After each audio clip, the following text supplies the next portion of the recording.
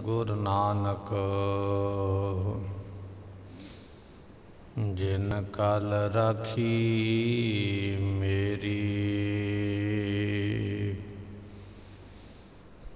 मैं मूरख की केतक बात है, कोट अपराधी तरया रे।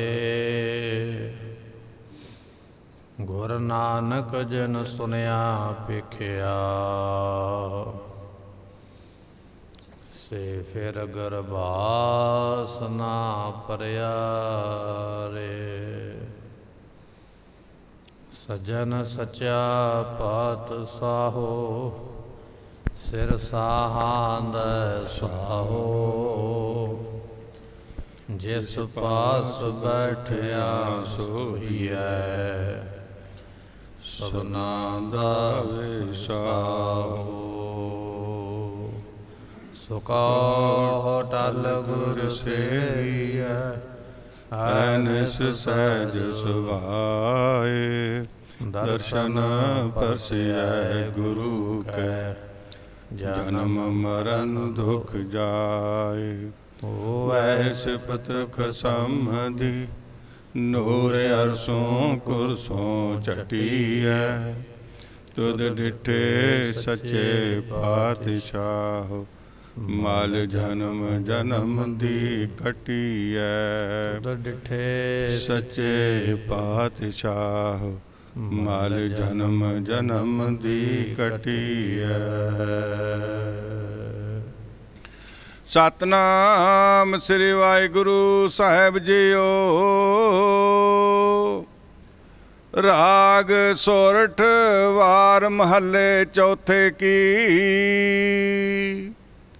एक ओंकार सतगुर प्रसाद। श्लोक महला पहला। सोरठ सदा सुहागणी, जे सच्चा मन होए। दंदी मैल ना कत मन, जीबे सच्चा सोए। ससरे पईए पैवसी, सतगुर सेवन संग। पर हर कपड़ जे पिर मिलै, खुशी रावै पिर संग। सदा सिंगारी नाव मन, कदे न मैल पतंग। देवर जेठ मुए दुख, ससु का डर किस। जे पिर पावे नानका, कर्म मणि सब सच।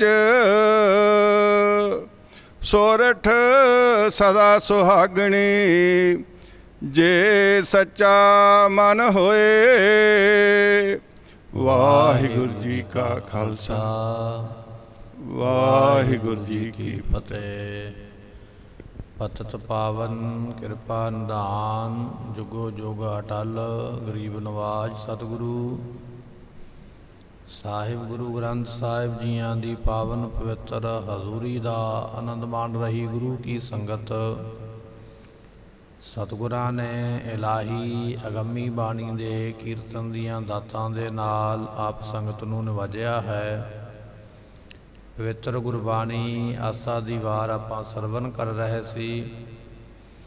ਇਸ ਵੇਲੇ ਸਤਿਗੁਰੂ ਜੀ ਜੋ ਲੜੀਵਾਰ ਕਥਾ ਹੈ, ਸੋ ਤੇ ਸ਼ਬਦ ਦੇ ਦੁਆਰਾ ਮਹਾਰਾਜ ਸਾਹਿਬ ਜੀ ਆਪਾਂ ਨੂੰ ਉਪਦੇਸ਼ ਬਖਸ਼ਿਸ਼ ਕਰ ਰਹੇ ਨੇ। ਆਓ ਕੁਝ ਸਮੇਂ ਵਾਸਤੇ ਆਪਣੇ ਮਨ ਦੇ ਧਿਆਨ ਨੂੰ ਟਿਕਾਈਏ, ਭਾਵਨਾ ਨਾਲ ਸ਼ਰਧਾ ਨਾਲ ਸਤਿਗੁਰਾਂ ਦੇ ਇਹ ਅਗੰਮੀ ਬਚਨ ਜੋ ਹਨ ਇਹ ਸਰਵਨ ਕਰੀਏ। ਮਿਲ ਕੇ ਆਖੀਏ ਸਤਨਾਮ ਸ੍ਰੀ ਵਾਹਿਗੁਰੂ ਸਾਹਿਬ ਜੀ।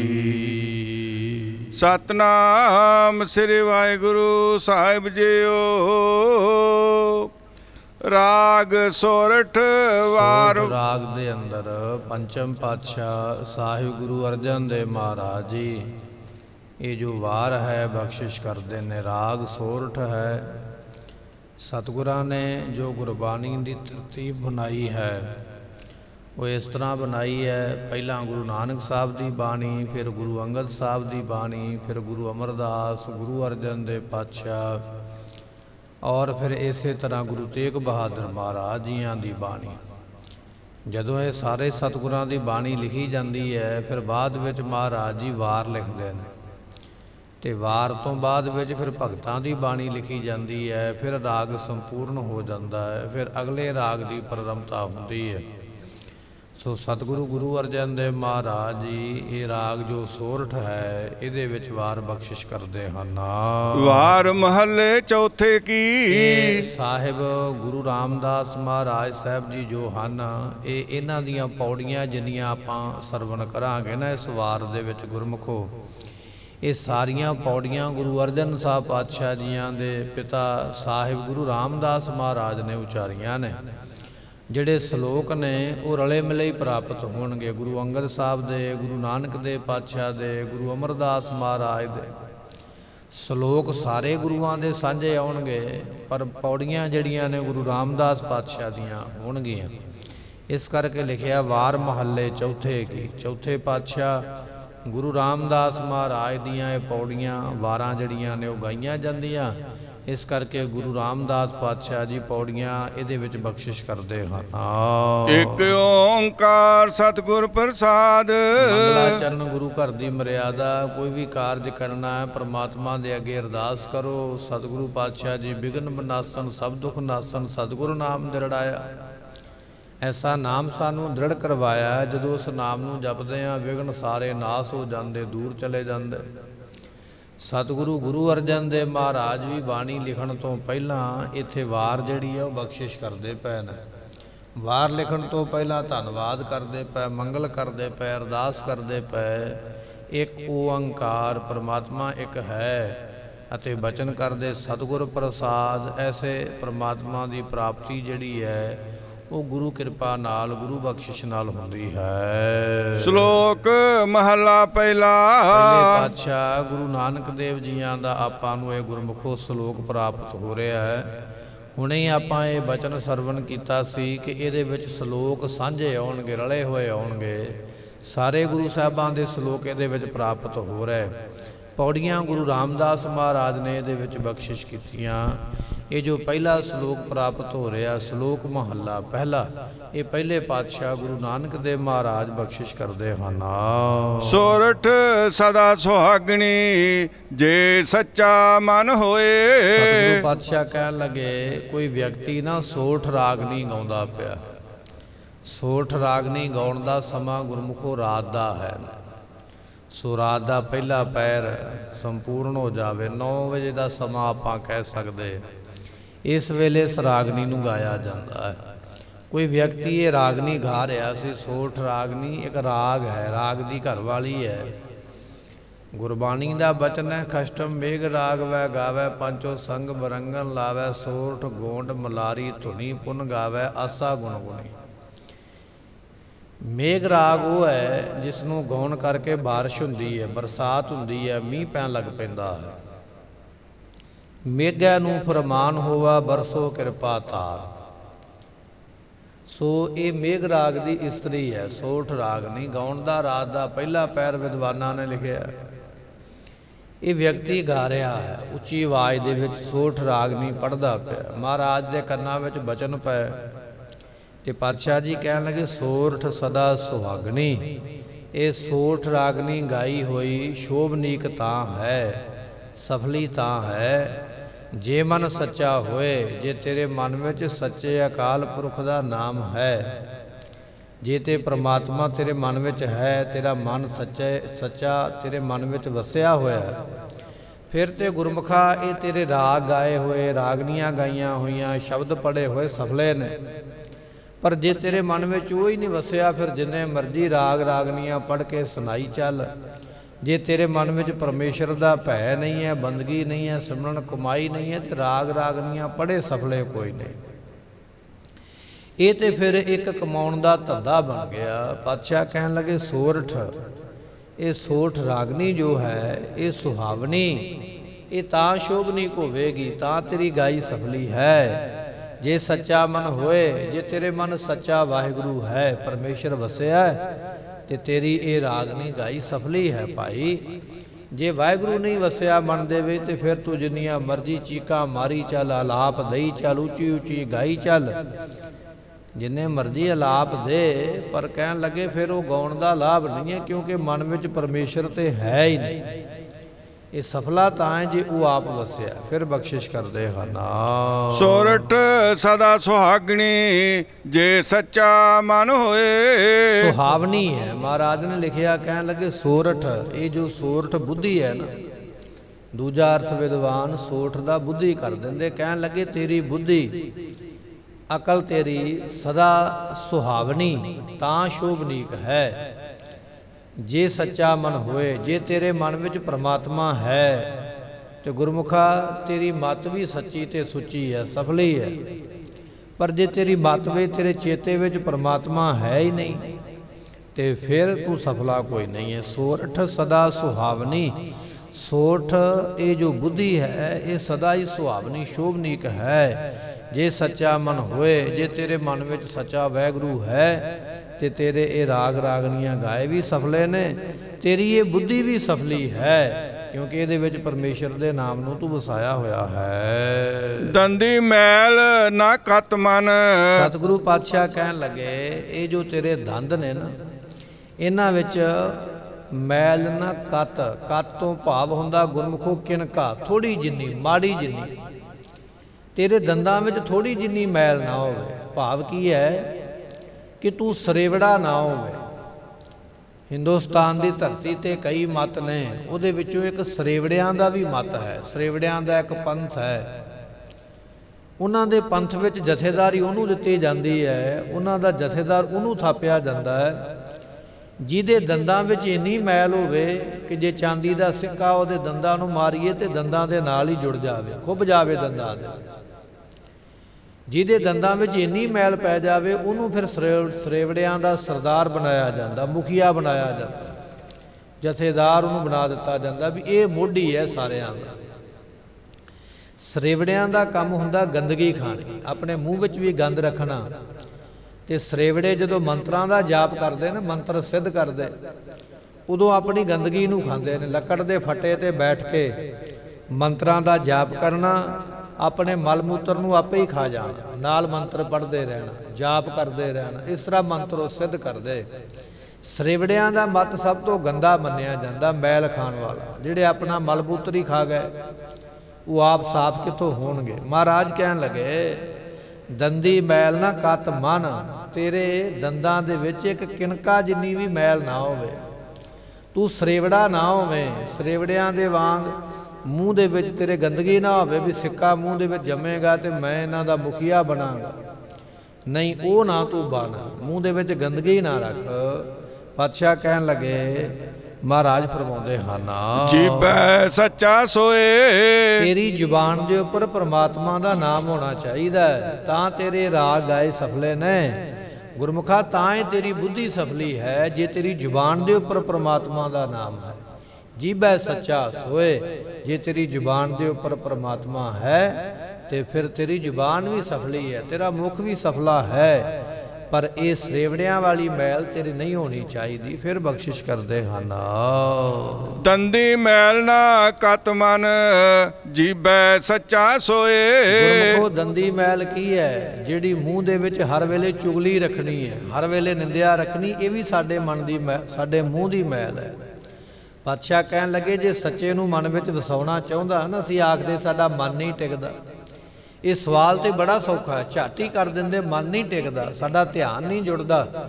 ਮਹਾਰਾਜ ਕਹਿਣ ਲੱਗੇ, ਉਹਦਾ ਕਾਰਨ ਇਹ ਹੈ, ਤੇਰੇ ਮੂੰਹ ਦੇ ਵਿੱਚ ਚੁਗਲੀ ਦੀ ਮੈਲ ਹੈ, ਤੇਰੇ ਮੂੰਹ ਦੇ ਵਿੱਚ ਨਿੰਦਿਆ ਦੀ ਮੈਲ ਹੈ। ਮਹਾਰਾਜ ਕਹਿੰਦੇ, ਇਸ ਮੈਲ ਨੂੰ ਪਰੇ ਕਰ। ਜਿੰਨਾ ਚਿਰ ਥੋੜੀ ਜਿੰਨੀ ਵੀ ਮੈਲ ਤੇਰੇ ਮੂੰਹ ਦੇ ਵਿੱਚ ਹੈ ਨਾ, ਉਹਨਾਂ ਚਿਰ ਤੈਨੂੰ ਪ੍ਰਾਪਤੀ ਨਹੀਂ ਹੈ, ਉਹਨਾਂ ਚਿਰ ਤੇਰੇ ਮਨ ਵਿੱਚ ਸੱਚਾ ਨਹੀਂ ਵਸੇਗਾ। ਇਹਨਾਂ ਔਗਣਾਂ ਨੂੰ, ਇਹਨਾਂ ਵਕਾਰਾਂ ਨੂੰ ਪਰੇ ਕਰ ਦੇ ਜੇ ਤੂੰ ਕੁਝ ਭਲਾ ਕਰਨਾ ਚਾਹੁੰਦਾ। ਨਿੰਦਿਆ ਤੇ ਚੁਗਲੀ ਰੂਪੀ ਮੈਲ ਨੂੰ ਮੂੰਹ ਵਿੱਚੋਂ ਕੱਢ ਦੇ। ਇਹ ਵੀ ਮੈਲ ਹੀ ਹੈ, ਗੰਦ ਹੀ ਹੈ, ਮੂੰਹ ਵਿੱਚ ਭਰਿਆ ਹੋਇਆ।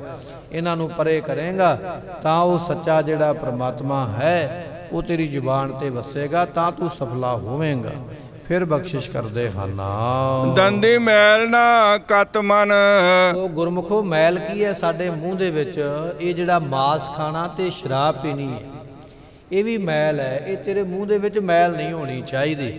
ਮਹਾਰਾਜ ਨੇ ਗੁਰਸਿੱਖਾਂ ਦਾ ਜੀਵਨ ਉੱਚਾ ਸੁੱਚਾ ਕੀਤਾ ਵੀ ਉੱਚਾ ਸੁੱਚਾ ਜੀਵਨ ਹੋਵੇ, ਸਾਡਾ ਸਿੱਖ ਬੰਦਗੀ ਭਾਵਨਾ ਵਾਲਾ ਹੋਵੇ। ਇਹ ਜੋ ਅਸੀਂ ਸ਼ਰਾਬ ਪੀਂਦੇ ਆ ਨਾ, ਇਸ ਨੂੰ ਕਿਹਾ ਜਾਂਦਾ ਸ਼ਰ ਆਬ।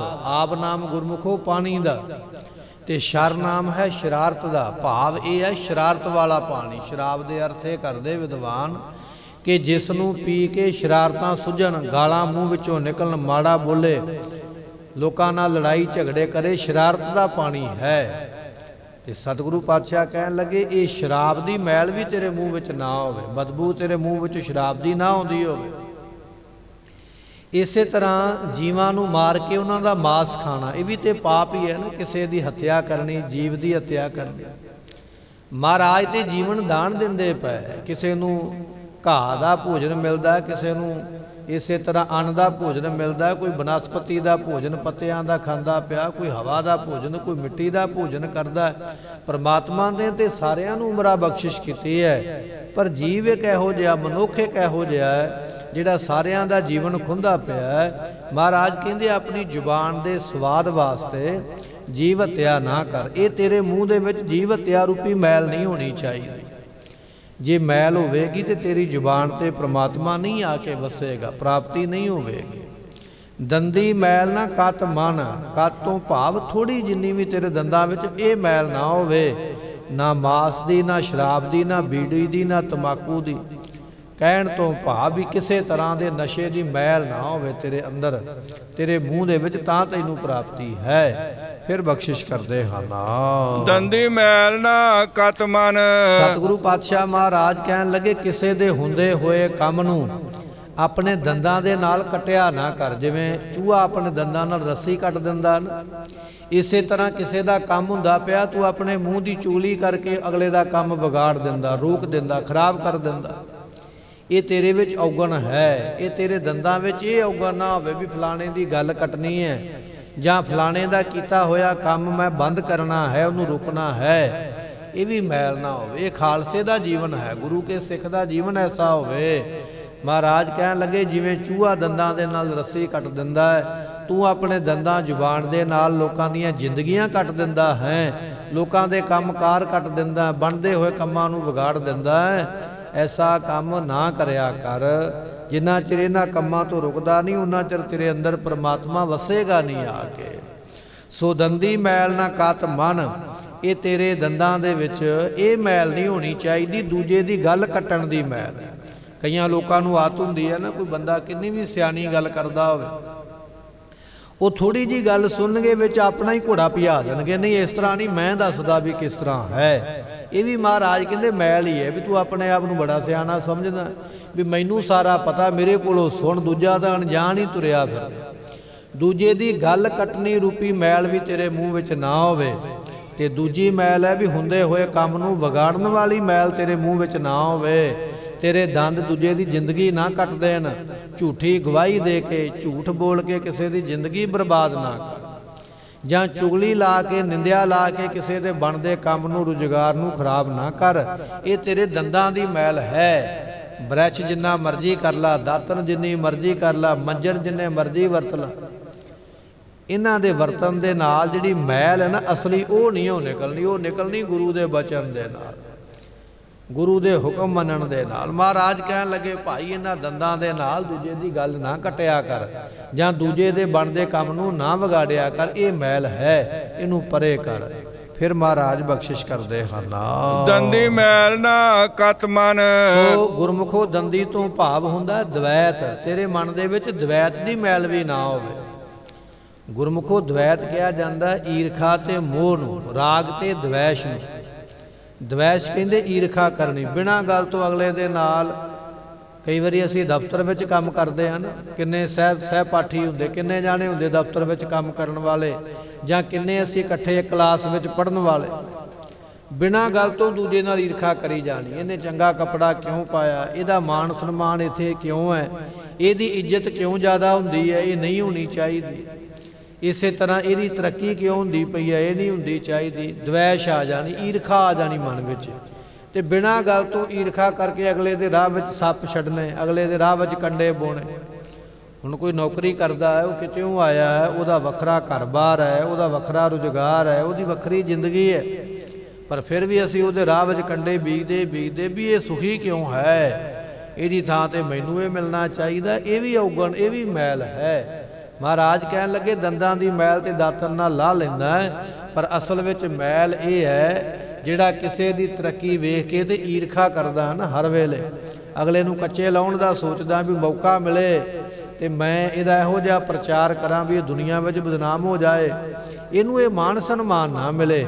ਮਹਾਰਾਜ ਕਹਿੰਦੇ ਇਹ ਦਵੈਸ਼ ਹੈ ਤੇਰੇ ਮਨ ਵਿੱਚ, ਈਰਖਾ, ਇਹ ਈਰਖਾ ਦੀ ਮੈਲ ਨਹੀਂ ਹੋਣੀ ਚਾਹੀਦੀ। ਤੇ ਦੂਜਾ ਬਚਨ ਮਹਾਰਾਜ ਨੇ ਵਰਤਿਆ ਰਾਗ ਨਾਮ ਗੁਰਮੁਖੋਂ ਮੋਹ ਦਾ ਹੈ, ਫਿਰ ਮੋਹ ਦੀ ਮੈਲ ਨਹੀਂ ਹੋਣੀ ਚਾਹੀਦੀ। ਆ ਮੇਰਾ ਆਪਣਾ ਹੈ, ਇਹਦੀ ਮੈਂ ਮਦਦ ਕਰਾਂਗਾ, ਆ ਬਗਾਨਾ ਹੈ, ਇਹਦਾ ਮੈਂ ਕੰਮ ਵਿਗਾੜ ਦਿਆਂਗਾ। ਮਹਾਰਾਜ ਕਹਿੰਦੇ ਨਹੀਂ ਉਹ ਭਾਈ ਪਿਆਰਿਆ, ਇਹ ਮੈਲ ਨਹੀਂ ਹੋਣੀ ਚਾਹੀਦੀ ਤੇਰੇ ਮੂੰਹ ਦੇ ਵਿੱਚ, ਇਸ ਮੈਲ ਨੂੰ ਵੀ ਦੂਰ ਕਰਨਾ ਕਰ, ਪਰੇ ਕਰਨਾ ਕਰ। ਜੀਬੈ ਸੱਚਾ ਸੋਏ, ਆਪਣੀ ਜ਼ੁਬਾਨ ਦੇ ਨਾਲ ਉਸ ਸੱਚੇ ਪ੍ਰਮਾਤਮਾ ਦੇ ਨਾਮ ਨੂੰ ਜਪਿਆ ਕਰ। ਇਸ ਜ਼ੁਬਾਨ ਨੂੰ ਸੱਚਾ ਤਾਂ ਕਰ ਸਕਦਾ, ਸਫਲਾ ਤਾਂ ਕਰ ਸਕਦਾ ਜੇ ਪ੍ਰਮਾਤਮਾ ਤੇਰੀ ਜ਼ੁਬਾਨ ਦੇ ਉੱਪਰ ਨਾਮ ਰਵੇ। ਪ੍ਰਭ ਜੀ ਬਸੈ ਸਾਧ ਕੀ ਰਸਨਾ, परमात्मा तेरी जुबान ते वसे, ऐसा साधु बन जा।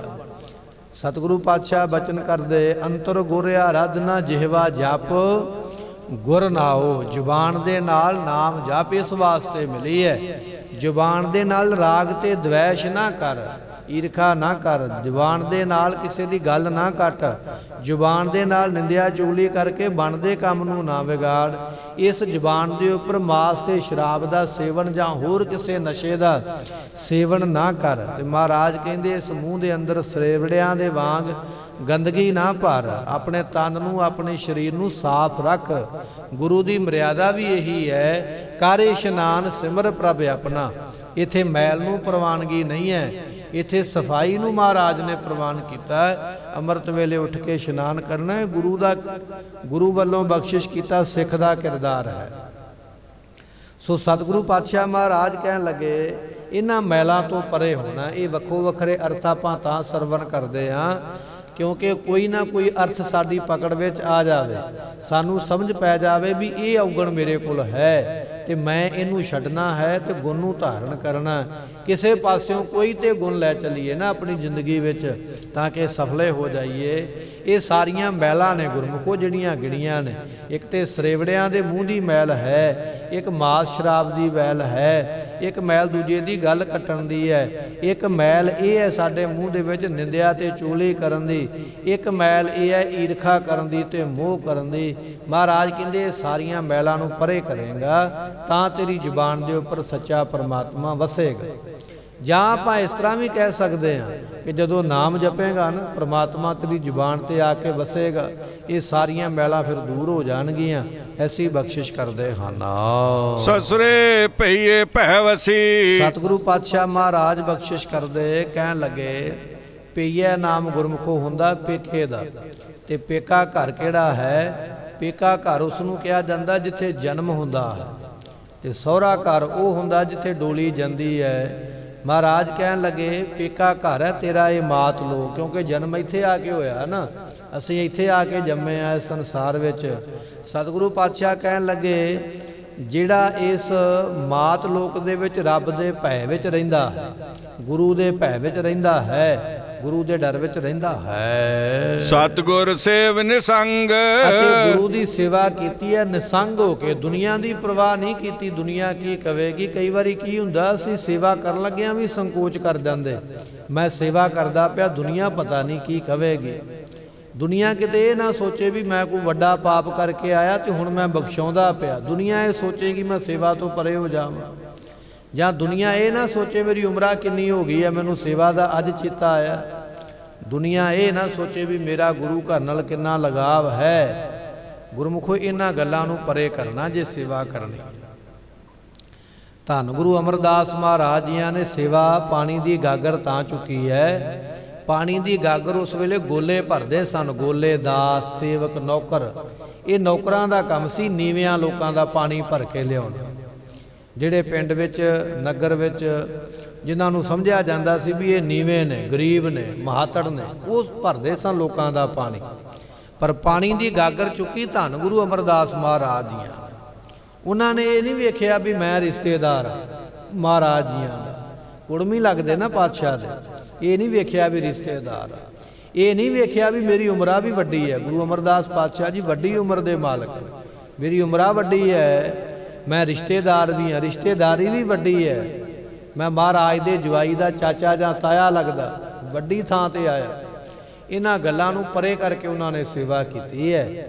ਉਹਨਾਂ ਨੂੰ ਸੇਵਾ ਕਰਨ ਦੀ ਲੋੜ ਨਹੀਂ, ਪਰ ਸਾਨੂੰ ਦੱਸਿਆ ਵੀ ਜਦੋਂ ਸੇਵਾ ਕਰਨੀ ਹੈ ਨਾ ਉਦੋਂ ਤੇਰੇ ਮਨ ਵਿੱਚ ਇਹ ਗੱਲਾਂ ਨਾ ਆ ਜਾਣ, ਮੇਰੀ ਉਮਰਾਂ ਇੰਨੀ ਹੋ ਗਈ ਹੈ, ਮੈਂ ਪੜ੍ਹਿਆ ਇੰਨਾ, ਮੇਰੇ ਕੋਲ ਆਹ ਰੁਤਬਾ ਹੈ, ਆਹ ਮੇਰੇ ਕੋਲ ਡਿਗਰੀ ਹੈ। ਨਹੀਂ, ਇਹਨਾਂ ਗੱਲਾਂ ਨੂੰ ਪਰੇ ਕਰਕੇ ਨਿਸ਼ੰਗ ਹੋ ਕੇ ਦੁਨੀਆ ਦੀ ਪਰਵਾਹ ਛੱਡ ਕੇ ਜਦੋਂ ਸੇਵਾ ਕਰੇਗਾ, ਇਸ ਮਾਤ ਲੋਕ ਦੇ ਵਿੱਚ ਜਿੱਥੇ ਜਨਮ ਮਿਲਿਆ, ਗੁਰਮੁਖਾ ਇੱਥੇ ਡਰਦੇ ਸਮੇਤ ਰਵੇਂਗਾ, ਗੁਰੂ ਦਾ ਡਰ ਰੱਖੇਗਾ ਹਰ ਵੇਲੇ ਕਿ ਜੇ ਮੈਂ ਆਹ ਕੰਮ ਕਰਾਂਗਾ ਮੇਰਾ ਗੁਰੂ ਮੈਨੂੰ ਵੇਖਦਾ ਪਿਆ ਹੈ, ਇਹ ਕੰਮ ਪਾਪ ਵਾਲਾ ਕਰਨਾ ਨਹੀਂ।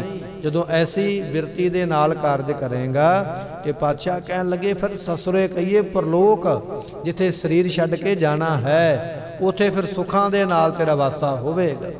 ਪਰਲੋਕ ਦਾ ਸੁੱਖ ਤਾਂ ਮਿਲਣਾ ਜੇ ਐਸ ਲੋਕ ਵਿੱਚ ਡਰ ਦੇ ਵਿੱਚ ਰਵੇਂਗਾ, ਤੇ ਜੇ ਐਸ ਲੋਕ ਵਿੱਚ ਡਰ ਹੀ ਨਾ ਮੰਨਿਆ ਵੀ ਮੈਂ ਤੇ ਮਰਜ਼ੀ ਕਰਾਂ, ਪਾਪ ਕਰਾਂ, ਜੋ ਮਰਜ਼ੀ ਕਰਾਂ, ਮੇਰਾ ਕੌਣ ਕੋਈ ਕੁਝ ਵਿਗਾੜ ਸਕਦਾ ਹੈ, ਫਿਰ ਪਰਲੋਕ ਦੇ ਵਿੱਚ ਵੀ ਜਾ ਕੇ ਸੁੱਖ ਨਹੀਂ ਮਿਲਦਾ, ਉੱਥੇ ਮਾਰ ਪੈਂਦੀ ਹੈ। ਪਰਲੋਕ ਦਾ ਸੁੱਖ ਵੀ ਉਹਨਾਂ ਗੁਰਮੁਖਾਂ ਨੂੰ ਮਿਲਿਆ ਹੈ ਜਿਹੜੇ ਐਸ ਲੋਕ ਵਿੱਚ ਡਰ ਵਿੱਚ ਰਹਿ ਗੁਰੂ ਦੇ ਔਰ ਗੁਰੂ ਦੀ ਸੇਵਾ ਕਰਦੇ ਹਨ। ਪਰ ਹਰ ਕੱਪੜ ਜੇ ਫਿਰ ਮਿਲੈ, ਸਤਿਗੁਰੂ ਪਾਤਸ਼ਾਹ ਮਹਾਰਾਜ ਕਹਿਣ ਲੱਗੇ ਜੇ ਕੱਪੜੇ ਉਤਾਰ ਕੇ ਰੱਬ ਮਿਲਦਾ ਹੋਵੇ ਨਾ, ਤੇ ਜਿਹੜੇ ਜੰਗਲ ਵਿੱਚ ਰਹਿਣ ਵਾਲੇ ਜਾਨਵਰ ਨੇ ਗੁਰਮੁਖੋਂ ਸਾਰੇ ਮੁਕਤ ਹੋ ਜਾਂਦੇ। ਕੱਲ ਵੀ ਆਪਾਂ ਇਹ ਬਚਨ ਸਰਵਣ ਕੀਤਾ ਸੀ ਨਾ ਕਿ ਕੁਝ ਲੋਕ ਐਸੇ ਨੇ ਜਿਹੜੇ ਕਹਿੰਦੇ ਵੀ ਕੱਪੜੇ ਉਤਾਰ ਦਈਏ ਤੇ ਪ੍ਰਮਾਤਮਾ ਮਿਲੇਗਾ, ਪਰ ਜੇ ਇਸ ਤਰ੍ਹਾਂ ਪ੍ਰਮਾਤਮਾ ਮਿਲਦਾ ਹੋਵੇ ਤੇ ਫਿਰ ਉਹਨਾਂ ਨੂੰ ਮਿਲ ਜਾਂਦਾ ਜਿਹੜੇ ਜੰਗਲਾਂ ਦੇ ਵਿੱਚ ਨੰਗੇ ਜਾਨਵਰ ਰਹਿੰਦੇ ਨੇ। ਮਹਾਰਾਜ ਕਹਿਣ ਲੱਗੇ ਕਿ ਨਗਨ ਫਿਰਤ ਜੋ ਪਾਈਐ ਜੋਗ, ਤੇ ਮਹਾਰਾਜ ਕਹਿਣ ਲੱਗੇ ਬਨ ਕਾ ਮਿਰਗ ਮੁਕਤ ਸਭ ਹੋਗ। ਜੇ ਨੰਗੇ ਰਹਿ ਕੇ ਜੁੜਿਆ ਜਾਵੇ ਰੱਬ ਦੇ ਨਾਲ ਤੇ ਜੰਗਲਾਂ ਵਿੱਚ ਰਹਿਣ ਵਾਲੇ ਹਿਰਨ ਨੰਗੇ ਹੀ ਰਹਿੰਦੇ, ਰੱਬ ਨਾਲ ਮਿਲ ਜਾਂਦੇ ਨਹੀਂ। ਇਹ ਇੱਕ ਤੇਰੇ ਮਨ ਦਾ ਭਰਮ ਹੈ। ਕੁਝ ਸਾਡੇ ਇੱਥੇ ਹਿੰਦੁਸਤਾਨ ਦੇ ਵਿੱਚ ਨਾਂਗੇ ਸਾਧੂ ਨੇ ਜਿਹੜੇ ਨੰਗੇ ਹੀ ਰਹਿੰਦੇ, ਕੱਪੜਾ ਨਹੀਂ ਕੋਈ ਪਾਉਂਦੇ। ਮਹਾਰਾਜ ਕਹਿਣ ਲੱਗੇ ਨਹੀਂ ਭਾਈ, ਪਰ ਹਰ ਕੱਪੜ ਜੇ ਫਿਰ ਮਿਲੇ, ਜੇ ਕੱਪੜੇ ਲਾਉਣ ਦੇ ਨਾਲ ਹੀ ਰੱਬ ਮਿਲਦਾ ਹੋਵੇ ਤੇ ਫਿਰ ਉਹਨਾਂ ਨੂੰ ਮਿਲ ਜਾਂਦਾ ਜਿਹੜੇ ਜਾਨਵਰ ਜੰਗਲਾਂ ਵਿੱਚ ਬਿਨਾਂ ਕੱਪੜਿਆਂ ਤੋਂ ਤੁਰੇ ਫਿਰਦੇ। ਇਹ ਤੇਰੇ ਮਨ ਦਾ ਭਰਮ ਹੈ, ਕਦੇ ਪ੍ਰਾਪਤੀ ਨਹੀਂ ਹੈ। ਖੁਸ਼ੀ ਰਾਵੈ ਫਿਰ ਸੰਗ, ਸਤਿਗੁਰੂ ਪਾਤਸ਼ਾਹ ਕਹਿਣ ਲੱਗੇ ਫਿਰ ਪਰਮਾਤਮਾ ਦੇ ਨਾਲ ਜੇ ਤੂੰ ਖੁਸ਼ੀ ਮੰਨਣੀ ਚਾਹੁੰਦਾ ਹੈ, ਤੂੰ ਚਾਹੁੰਦਾ ਹੈ ਕਿ ਪਰਮਾਤਮਾ ਦੇ ਨਾਲ ਮੇਰਾ ਮੇਲ ਹੋਵੇ, ਤੇ ਫਿਰ ਤੈਨੂੰ ਇੱਕ ਕੱਪੜਾ ਲਾਉਣਾ ਪਵੇਗਾ। ਉਹ ਕੱਪੜਾ ਕਿਹੜਾ ਹੈ? ਮਹਾਰਾਜ ਕਹਿਣ ਲੱਗੇ ਕਿ ਬਚਨ ਇਹ ਹੈ ਪਰ ਹਰ ਕੱਪੜ ਜੇ ਫਿਰ ਮਿਲੇ। ਇਹ ਤੈਨੂੰ ਹੰਕਾਰ ਦਾ ਕੱਪੜਾ ਲਾਉਣਾ ਪਵੇਗਾ। ਜਿਹੜਾ ਹੰਕਾਰ ਹੈ ਨਾ, ਮਾਨ, ਇਹ ਕੱਪੜਾ ਪਰੇ ਕਰੇਗਾ ਤਾਂ ਪ੍ਰਮਾਤਮਾ ਮਿਲਦਾ। ਜਿਹੜੇ ਸਰੀਰ ਤੇ ਕੱਪੜੇ ਪਾਏ ਨੇ ਇਹਨਾਂ ਨੂੰ ਲਾਉਣ ਦੀ ਲੋੜ ਨਹੀਂ ਹੈ, ਇਹ ਤੂੰ ਗਲਤੀ ਕਰਦਾ ਪਿਆ। ਕੱਪੜਾ ਹੁੰਦਾ ਹੀ ਸਰੀਰ ਢੱਕਣ ਵਾਸਤੇ ਹੈ, ਸਰੀਰ ਨੂੰ ਢੱਕ, ਪਰ ਕੱਪੜਾ ਕਿਹੜਾ ਲਾਉਣਾ? ਮਾਨ ਦਾ ਕੱਪੜਾ ਲਾ, ਜਿਹੜਾ ਮਾਨ ਰੱਖਿਆ ਹੋਇਆ, ਹੰਕਾਰ ਰੱਖਿਆ ਹੋਇਆ, ਕਾਮ ਕ੍ਰੋਧ ਤੇਰੇ ਵਸਿਆ ਹੋਇਆ, ਇਹ ਕੱਪੜੇ ਉਤਾਰ ਦੇ। ਇਹ ਕਾਮ ਕ੍ਰੋਧ ਦੇ, ਮਾਨ ਦੇ, ਹੰਕਾਰ ਦੇ, ਲੋਭ ਦੇ, ਇਹਨਾਂ ਕੱਪੜਿਆਂ ਨੂੰ ਜਦੋਂ ਉਤਾਰੇਗਾ ਨਾ, ਪਰੇ ਕਰੇਗਾ, ਤੇ ਫਿਰ ਤੈਨੂੰ ਪ੍ਰਮਾਤਮਾ ਮਿਲੇਗਾ। ਫਿਰ ਉਹਦੀਆਂ ਖੁਸ਼ੀਆਂ ਪ੍ਰਾਪਤ ਹੁੰਦੀਆਂ ਨੇ, ਫਿਰ ਉਸ ਨੂੰ ਤੂੰ ਮਾਣ ਸਕਦਾ ਹੈ। ਸਦਾ ਸਿੰਗਾਰੀ ਨਾਉ ਮਨ, ਕਦੇ ਨਾ ਮੈਲ ਪਤੰਗ। ਸਤਿਗੁਰੂ ਪਾਤਸ਼ਾਹ ਮਹਾਰਾਜ ਕਹਿਣ ਲੱਗੇ ਜਿਨ੍ਹਾਂ ਗੁਰਮੁਖਾਂ ਦੇ ਹਿਰਦੇ ਵਿੱਚ ਨਾਉ ਮਨ, ਮਨ ਦੇ ਵਿੱਚ ਨਾਮ ਵਸਿਆ, ਉਹਨਾਂ ਨੇ ਫਿਰ ਜਾਪ ਤਪ ਰੂਪੀ ਸ਼ਿੰਗਾਰ ਕੀਤਾ। ਜਿਸ ਤਰ੍ਹਾਂ ਆਪਾਂ ਪ੍ਰਤੱਖ ਸ਼ਿੰਗਾਰ ਕਰਦੇ ਆ ਨਾ ਆਪਣੇ ਸਰੀਰ ਦਾ, ਗੁਰਮੁਖ ਵੀ ਸ਼ਿੰਗਾਰ ਕਰਦੇ, ਪਰ ਉਹਨਾਂ ਦਾ ਸ਼ਿੰਗਾਰ ਹੁੰਦਾ ਜਪ ਤਪ ਦਾ। ਦੁਨੀਆ ਦੇ ਸ਼ਿੰਗਾਰ ਤੇ ਉਤਰ ਜਾਂਦੇ, ਲੈ ਜਾਂਦੇ। ਜਪ ਤਪ ਦਾ, ਬੰਦਗੀ ਦਾ ਕੀਤਾ ਸ਼ਿੰਗਾਰ ਕਦੇ ਲੈਂਦਾ ਨਹੀਂ ਹੈ। ਮਹਾਰਾਜ ਕਹਿਣ ਲੱਗੇ ਨਾਉ ਮਨ, ਜਿਨ੍ਹਾਂ ਨੇ ਮਨ ਦੇ ਵਿੱਚ ਪ੍ਰਮਾਤਮਾ ਦਾ ਨਾਮ ਜਪਿਆ ਹੈ, ਜਾਪ ਕਰਨਾ, ਤਪ ਕਰਨਾ, ਪੂਜਾ ਕਰਨੀ, ਦਾਨ ਕਰਨਾ, ਯਾਤਰਾ ਕਰਨੀ, ਭਲਾ ਕਰਨਾ, ਪਰਉਪਕਾਰ ਕਰਨਾ, ਇਹ ਗੁਰਮੁਖਾਂ ਨੇ ਕੀਤੇ ਨੇ ਸ਼ਿੰਗਾਰ। ਜਿਨ੍ਹਾਂ ਨੇ ਇਹ ਸ਼ਿੰਗਾਰ ਕੀਤੇ ਨੇ ਕਦੇ ਨਾ ਮੈਲ ਪਤੰਗ। ਤੇ ਗੁਰਮੁਖੋ ਪਤੰਗ ਨਾਮ ਹੈ ਇਸ ਜੀਵ ਦਾ, ਇਸ ਇਸਤਰੀ ਦਾ। ਇਸ ਇਸਤਰੀ ਰੂਪੀ ਜੀਵ ਨੂੰ ਕਹਿਣ ਲੱਗੇ ਕਦੇ ਵੀ ਮੈਲ ਨਹੀਂ ਲੱਗੇਗੀ। ਪਤੰਗ ਨਾਮ ਅੰਤःਕਰਨ ਦਾ ਹੈ। ਤੇਰਾ ਅੰਤःਕਰਨ ਹਿਰਦਾ ਸ਼ੁੱਧ ਹੋ ਜਾਵੇਗਾ। ਕਿਵੇਂ ਸ਼ੁੱਧ ਹੋ ਜਾਵੇਗਾ? ਕਿਉਂਕਿ ਪਤੰਗ ਨਾਮ ਗੁਰਮੁਖੋ ਸੂਰਜ ਦਾ ਹੈ। ਜਿਵੇਂ ਸੂਰਜ ਚਮਕਦਾ ਹੈ ਨਾ, ਇਸੇ ਤਰ੍ਹਾਂ ਤੇਰਾ ਅੰਤःਕਰਨ ਜਿਹੜਾ ਪਾਪਾਂ ਦੀ ਮੈਲ ਤੋਂ ਰਹਿਤ ਹੋ ਜਾਵੇਗਾ। ਤੈਨੂੰ ਇਹ ਪ੍ਰਮਾਤਮਾ ਦਾ ਪ੍ਰਕਾਸ਼ ਪ੍ਰਾਪਤ ਹੋ ਜਾਵੇਗਾ। ਪਰ ਇਹ ਦਾਤ ਤਾਂ ਮਿਲੇਗੀ ਜੇ ਤੂੰ ਨਾਮ ਜਪੇਂਗਾ ਔਰ ਜਪ ਤਪ ਦਾ ਸ਼ਿੰਗਾਰ ਕਰੇਂਗਾ।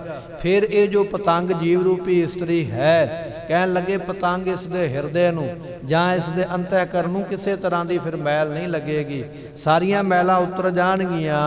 ਭਰੀਐ ਮਤ ਪਾਪਾ ਕੈ ਸੰਗ ਉਹ ਧੋਪੈ, ਨਾਵੈ ਕੈ ਰੰਗ। ਨਾਮ ਦੇ ਰੰਗ ਦੇ ਨਾਲ ਅੰਤঃਕਰਨ ਦੀਆਂ ਮੈਲਾਂ ਵੀ ਲਹਿ ਜਾਂਦੀਆਂ ਤੇ ਫਿਰ ਉਹ ਜੀਵ ਇਸਤਰੀ ਨਿਰਮਲ ਹੋ ਜਾਂਦੀ ਹੈ, ਸੂਰਜ ਦੇ ਵਾਂਗ ਪਵਿੱਤਰ ਹੋ ਜਾਂਦੀ।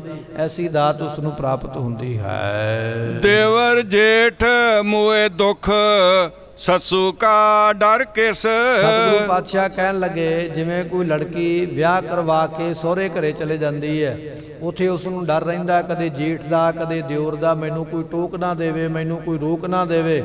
ਸੋ ਹਰ ਵੇਲੇ ਡਰਦੀ ਰਹਿੰਦੀ ਹੈ। ਮਹਾਰਾਜ ਕਹਿਣ ਲੱਗੇ ਇਸ ਲੋਕ ਦੇ ਵਿੱਚ ਦਿਓਰ ਤੇ ਜੇਠ ਕਿਹੜੇ ਨੇ? ਜਿਹੜਾ ਲੋਭ ਹੈ, ਇਹ ਲੋਭ ਅਤੇ ਇਸੇ ਤਰ੍ਹਾਂ ਲੱਭ ਤੇ ਲੋਭ, ਇਹ ਗੁਰਮੁਖਾ ਤੇਰੇ ਦਿਓਰ ਤੇ ਜੇਠ ਨੇ, ਜਿਨ੍ਹਾਂ ਦੇ ਵੱਲੋਂ ਹਰ ਵੇਲੇ ਦੁੱਖ ਹੀ ਮਿਲਦਾ ਹੈ। ਪਰ ਜੇ ਤੂੰ ਨਾਮ ਜਪੇਂਗਾ ਨਾ, ਇਹ ਲੱਭ ਤੇ ਲੋਭ ਰੂਪੀ ਜੇਠ ਮਾਰੀ ਜਾਣਗੇ, ਖਤਮ ਹੀ ਹੋ ਜਾਣਗੇ ਤੇ ਫਿਰ ਡਰ ਸਾਰੇ ਖਤਮ ਹੋ ਜਾਣਗੇ। ਇਹ ਲੱਭ ਤੇ ਲੋਭ, ਇਸੇ ਤਰ੍ਹਾਂ ਲੋਭ ਜਾਂ ਕਹਿ ਲਈਏ ਹੰਕਾਰ, ਇਹ ਜਿਹੜੇ ਤੇਰੇ ਦਿਓਰ ਤੇ ਜੇਠ ਨੇ ਇਹ ਮਰ ਜਾਣਗੇ ਭਾਈ। ਜਦੋਂ ਗੁਰੂ ਦੀ ਸ਼ਰਨ ਵਿੱਚ ਆਵੇਂਗਾ, ਲੋਭ ਵੀ ਨਹੀਂ ਰਹਿ ਜਾਵੇਗਾ, ਹੰਕਾਰ ਵੀ ਨਹੀਂ ਰਹਿ ਜਾਵੇਗਾ, ਜਾਂ ਲੱਭ ਨਹੀਂ ਰਹਿ ਜਾਵੇਗਾ। ਲੱਭ ਹੁੰਦਾ ਗੁਰਮੁਖੋ ਖਾਣ ਦਾ ਤੇ ਲੋਭ ਹੁੰਦਾ ਜੋੜਨ ਦਾ। ਇਹ ਵੱਖੋ ਵੱਖਰੇ ਅਰਥ ਕਰਦੇ ਵਿਦਵਾਨ। ਲੱਭ ਉਹਨੂੰ ਕਿਹਾ ਜਾਂਦਾ ਪਦਾਰਥ ਨੂੰ ਜਿਹੜਾ ਖਾਣਾ ਹੈ, ਖਾਣ ਵਾਲੇ ਪਦਾਰਥ ਨੂੰ ਜੋੜਨਾ ਜ਼ੁਬਾਨ ਦੇ ਸਵਾਦ ਵਾਸਤੇ, ਉਹਨੂੰ ਲੱਭ ਕਹਿੰਦੇ।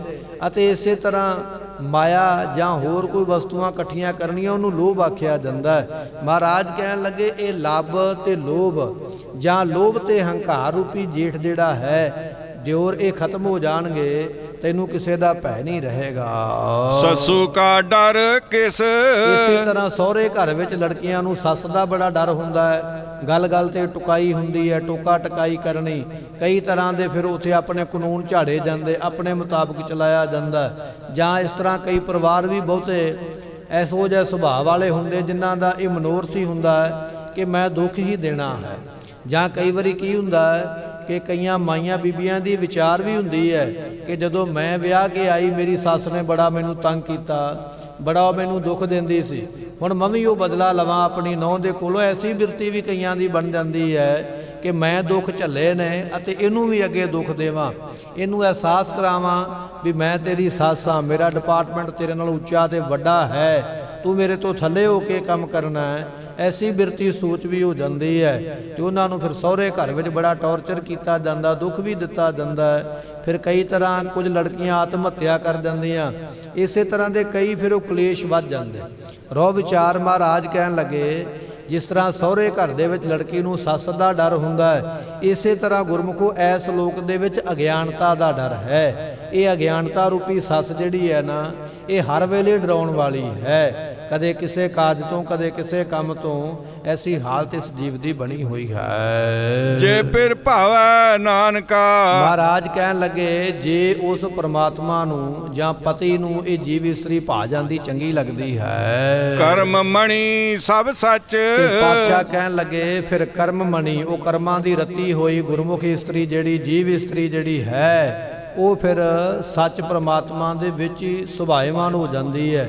ਹੁਣ ਜਿਸ ਲੜਕੀ ਦਾ ਆਪਣੇ ਪਤੀ ਨਾਲ ਪਿਆਰ ਬਣ ਗਿਆ, ਫਿਰ ਉਸ ਨੂੰ ਸਹੁਰੇ ਪਰਿਵਾਰ ਦੇ ਬਹੁਤੇ ਮੈਂਬਰਾਂ ਦਾ ਡਰ ਰੱਖਣ ਦੀ ਲੋੜ ਨਹੀਂ ਪੈਂਦੀ ਹੈ। ਉਸ ਨੂੰ ਸਮਝ ਪੈ ਜਾਂਦੀ ਹੈ ਕਿ ਇਹ ਹੁਣ ਮੇਰਾ ਕੁਝ ਵਿਗਾੜ ਨਹੀਂ ਸਕਣਗੇ, ਭਾਵੇਂ ਦਿਓਰ ਹੈ, ਜੇਠ ਹੈ, ਸੱਸ ਹੈ, ਇਹ ਹੁਣ ਮੇਰੀ ਰਾਖੀ ਕਰਨ ਵਾਲਾ ਮੇਰਾ ਪਤੀ ਹੈ। ਇਸੇ ਤਰ੍ਹਾਂ ਗੁਰਮੁਖੋ ਇਸ ਲੋਕ ਦੇ ਵਿੱਚ ਪਤੀ ਹੈ ਪ੍ਰਮਾਤਮਾ। ਜਦੋਂ ਪ੍ਰਮਾਤਮਾ ਸਾਡਾ ਪੱਖ ਕਰੇਗਾ ਨਾ, ਜਾਂ ਕਾ ਅੰਗ ਕਰੇ ਕਰਤਾਰ, ਜਾਂ ਤੂੰ ਮੇਰਾ ਵੱਲ ਹੈ, ਜਦੋਂ ਪ੍ਰਮਾਤਮਾ ਸਾਡੇ ਪੱਖ ਵਿੱਚ ਆ ਗਿਆ ਨਾ, ਫਿਰ ਇੱਥੇ ਭਾਵੇਂ ਲੱਭ ਤੇ ਲੋਭ ਹੋਵੇ, ਭਾਵੇਂ ਅਗਿਆਨ ਹੋਵੇ, ਫਿਰ ਕੋਈ ਵੀ ਸਾਡਾ ਕੁਝ ਵਿਗਾੜ ਨਹੀਂ ਸਕਦਾ। ਐਸੀਆਂ ਦਾਤਾਂ ਪ੍ਰਾਪਤ ਹੁੰਦੀਆਂ ਹਨ। ਮਹਲਾ ਚੌਥਾ। ਸੋਰਠ ਧਾਮ ਸੁਹਾਵਣੀ, ਜਾਂ ਹਰ ਨਾਮ ਢੰਡੋਲੇ। ਸਤਿਗੁਰੂ ਪਾਤਸ਼ਾਹ ਕਹਿਣ ਲੱਗੇ, ਜਿਨ੍ਹਾਂ ਨੇ ਹਰੀ ਨਾਮ ਨੂੰ ਢੰਡੋਲਿਆ ਹੈ, ਲੱਭ ਕੇ ਜਿਨ੍ਹਾਂ ਨੇ ਉਚਾਰਿਆ ਹੈ, ਜਿਹੜੇ ਨਾਮ ਜਪਦੇ ਪਏ, ਪਾਤਸ਼ਾਹ ਕਹਿਣ ਲੱਗੇ ਇਹ ਸੋਰਠ ਨਾਮ ਬੁੱਧੀ, ਉਹਨਾਂ ਦੀ ਬੁੱਧੀ ਭਾਈ ਸ਼ੋਭਨੀਕ ਹੈ।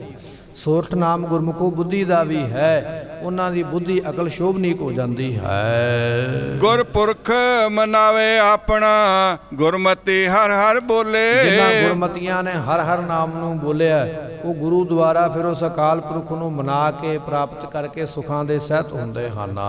ਹਰ ਪ੍ਰੇਮ ਕਸਾਈ ਦਿਨ ਸਰਾਤ, ਹਰ ਰਤੀ ਹਰ ਰੰਗ ਚੋਲੇ। ਜਿਨ੍ਹਾਂ ਗੁਰਮੁਖਾਂ ਨੇ ਦਿਨੇ ਰਾਤ ਪ੍ਰਮਾਤਮਾ ਦੇ ਨਾਮ ਨੂੰ ਜਪਿਆ ਤੇ ਕਸਾਈ ਕਹੀਏ, ਉਹਨਾਂ ਨੂੰ ਖਿੱਚ ਪੈਂਦੀ ਰਹਿੰਦੀ ਹੈ ਪ੍ਰਮਾਤਮਾ ਦੇ ਨਾਮ ਦੀ। ਦਿਨੇ ਵੀ ਨਾਮ ਜਪਿਆ, ਰਾਤ ਵੀ ਨਾਮ ਜਪਦੇ, ਹਰ ਵੇਲੇ ਪ੍ਰਮਾਤਮਾ ਦੀ ਨਾਮ ਦੇ ਵੱਲ ਖਿੱਚੇ ਰਹਿੰਦੇ। ਜਿਵੇਂ ਇੱਕ ਇਹੋ ਜਿਹਾ ਪੱਥਰ ਹੈ ਜਿਹੜਾ ਲੋਹੇ ਨੂੰ ਆਪਣੇ ਵੱਲ ਖਿੱਚ ਲੈਂਦਾ ਹੈ, ਇਸ ਤਰ੍ਹਾਂ ਉਹਨਾਂ ਗੁਰਮੁਖਾਂ ਦੇ ਹਿਰਦੇ ਪ੍ਰਮਾਤਮਾ ਦੀ ਤਰਫ ਖਿੱਚੇ ਰਹਿੰਦੇ। ਮਹਾਰਾਜ ਕਹਿਣ ਲੱਗੇ, ਦਿਨਸ ਰਾਤ ਹਰ ਪ੍ਰੇਮ ਕਸਾਈ, ਦਿਨੇ ਰਾਤ ਉਹਨਾਂ ਗੁਰਮੁਖਾਂ ਨੂੰ ਪ੍ਰਮਾਤਮਾ ਦੇ ਪ੍ਰੇਮ ਦੀ ਖਿੱਚ ਬਣੀ ਰਹਿੰਦੀ ਹੈ। ਅਤੇ ਇਸੇ ਤਰ੍ਹਾਂ ਹਰ ਰਤੀ ਹਰ ਰੰਗ ਚੋਲੇ, ਉਹਨਾਂ ਦੇ ਚੋਲੇ ਜਿਹੜੇ ਨੇ ਉਹ ਰੱਬ ਦੇ ਨਾਮ ਦੇ ਵਿੱਚ ਰੰਗੇ ਰਹਿੰਦੇ। ਸਰੀਰ ਰੂਪੀ ਜਿਹੜਾ ਚੋਲਾ ਹੈ ਗੁਰਮੁਖੋ, ਇਹ ਸਰੀਰ ਰੱਬ ਦੇ ਨਾਮ ਦੇ ਵਿੱਚ ਰੰਗਿਆ ਰਹਿੰਦਾ ਹੈ। ਹਰ ਜੈਸਾ ਪੁਰਖ ਨਾ ਲੱਭਈ, ਪਰਮਾਤਮਾ ਵਰਗਾ ਭਾਈ ਦੂਜਾ ਲੱਭਿਆ ਨਹੀਂ ਜਾ ਸਕਦਾ, ਉਹਦੇ ਵਰਗਾ ਕੋਈ ਦੂਜਾ ਨਹੀਂ ਹੈ। ਸਭ ਦੇਖਿਆ ਜਗਤ ਮੈਂ ਟੋਲੇ, ਸਾਰੇ ਜਗਤ ਨੂੰ ਟੋਲ ਕੇ ਲੱਭ ਕੇ ਢੂੰਡ ਕੇ ਵੇਖ ਲਿਆ, ਪਰ ਪਰਮਾਤਮਾ ਵਰਗਾ ਗੁਰਮੁਖੋ ਦੂਜਾ ਨਹੀਂ ਹੈ। ਗੁਰ ਸਤਿਗੁਰ ਨਾਮ ਦ੍ਰਿੜਾਇਆ, ਜਿਨ੍ਹਾਂ ਨੂੰ ਸਤਿਗੁਰਾਂ ਨੇ ਨਾਮ ਦ੍ਰਿੜ ਕਰਵਾਇਆ, ਨਾਮ ਜਪਣ ਦੀ ਸਮਤ ਬਖਸ਼ਿਸ਼ ਕੀਤੀ ਹੈ। ਮਨ ਅੰਤ ਨਾ ਕਾਹੂ ਡੋਲੇ, ਉਹਨਾਂ ਦਾ ਮਨ ਕਿਤੇ ਡੁਲਾਇਮਾਨ ਨਹੀਂ ਹੁੰਦਾ, ਉਹਨਾਂ ਦਾ ਮਨ ਹਮੇਸ਼ਾ ਟਿਕਿਆ ਰਹਿੰਦਾ ਹੈ। ਜਾਂ ਨਾਨਕ ਹਰ ਕਾ ਦਾਸ ਹੈ। ਸਤਿਗੁਰੂ ਪਾਤਸ਼ਾਹ ਕਹਿੰਦੇ, ਅਸੀਂ ਤੇ ਉਸ ਪਰਮਾਤਮਾ ਦੇ ਭਾਈ ਦਾਸ ਹਾਂ। ਗੁਰ ਸਤਿਗੁਰ ਕੇ ਗੋਲ ਗੋਲੇ, ਸੋ ਗੁਲ ਗੋਲੇ ਤੋਂ ਭਾਵ ਹੁੰਦਾ ਸੇਵਕਾਂ ਦੇ ਸੇਵਕ। ਇੱਕ ਨੌਕਰ ਹੈ ਨਾ, ਨੌਕਰ ਦਾ ਵੀ ਅੱਗੇ ਨੌਕਰ। ਅਸੀਂ ਪ੍ਰਮਾਤਮਾ ਦੇ ਜਿਹੜੇ ਸੇਵਕ ਨੇ ਉਹਨਾਂ ਦੇ ਵੀ ਅੱਗੇ ਸੇਵਕ ਹਾਂ। ਐਸੀ ਨਿਮਰਤਾ ਮਹਾਰਾਜ ਕਹਿੰਦੇ ਮਨ ਵਿੱਚ ਰੱਖੇਗਾ ਕਿ ਮੈਂ ਤੇ ਉਹਦੇ ਦਾਸਾਂ ਦਾ ਵੀ ਦਾਸ ਹਾਂ, ਤਾਂ ਤੈਨੂੰ ਇਹ ਪ੍ਰਾਪਤੀਆਂ ਹੋਣੀਆਂ ਹਨ।